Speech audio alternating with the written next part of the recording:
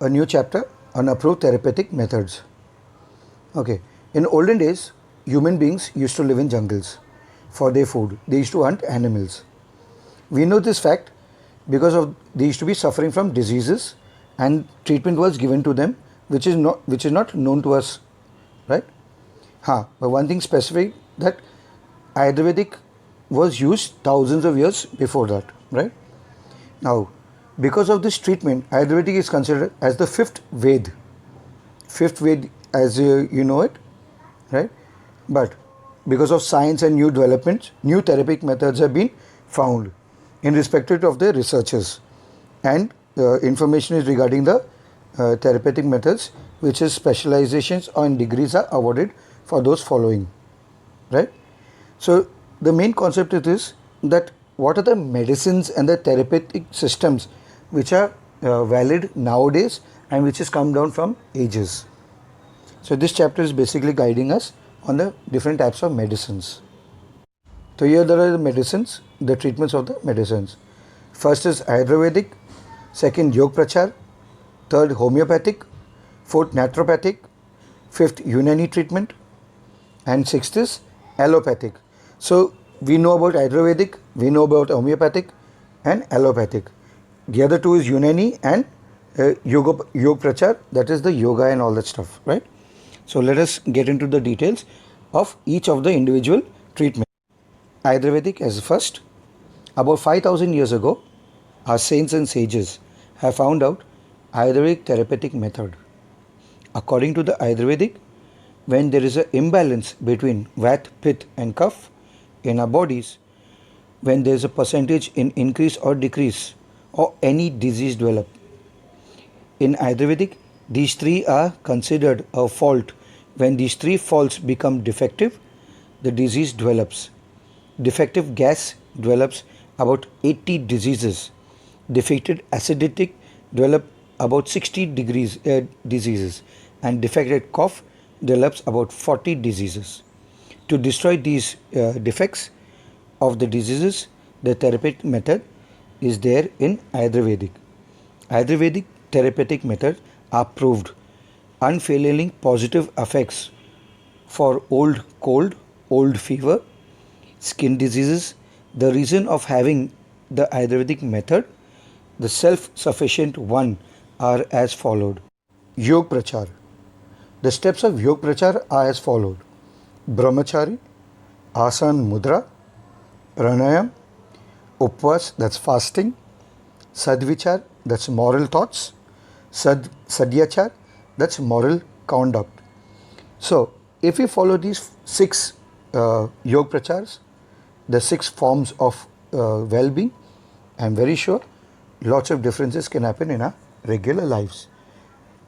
Talking about Brahmachari, Brahmachari is the base of Yog Prachar.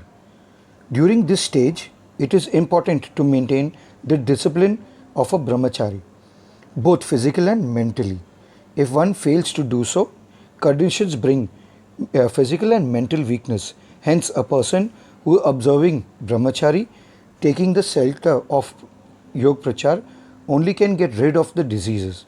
For the observation of Brahmachari, proper food, nourishment and company and reading also balances the way of life, which is very necessary. So in short, a person who takes to Brahmachari happens to have proper physical and mental awareness of life. Asanas and mudras. Asana and mudras are very useful for the diseased yogi and a nirog, that is the healthy person. By means of asana, the diseased organ can be made healthy, and also the mind can be kept in control.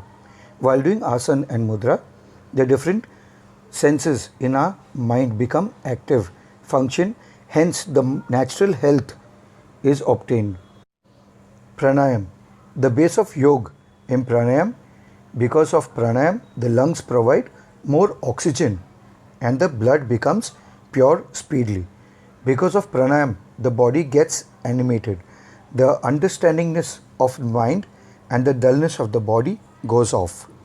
Because of the purification of the blood, number of white capsules increases, which destroys the germs in the body. So pranayam basically, see what happens, pranayam is basically breathing. When you breathe in proper air, okay, lots of oxygen goes inside and enters the blood and purifies the blood very fast, okay, and pranayam gets very well cleaned in the body. The blood gets very well cleaned, and the mind also, whatever dullness is there in the body gets removed, and whatever germs is there gets destroyed because of pranayam. Fasting plays a very important role in our lives. So let us get check what it is. It is a sign of intelligence to eat little less than required and enjoy a healthy stay of the body. In the aim of fasting, control over the mind and sense organs. Fasting and overeating requires balanced diet, etc. are included, in which purification of the mind and the body are main. So what happens is, when you fast, right? See, when you fast, the body gets little rest. The mind gets little rest to work on the other parts of the body wherever it's damaged.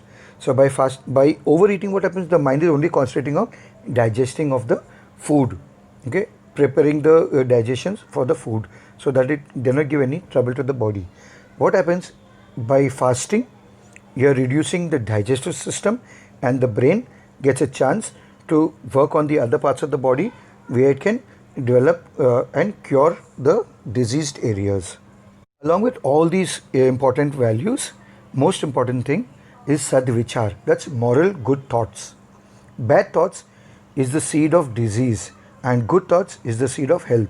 So what are the bad thoughts? Bad thoughts are lots of things that can come in mind which can go against humanity, feelings, selfishness. These are all the bad thoughts. So good thoughts we are talking about is thinking good of somebody, thinking good of yourself, thinking good of anything positive which happens around us, right? And sadvichar, sadyachar, right? Sadyachar means becoming close to God, whereas to behave more individual facing towards God, giving value to God, doing puja part, prayers. These are all the good things which can be thinking. Good thoughts is not created without good companions, right?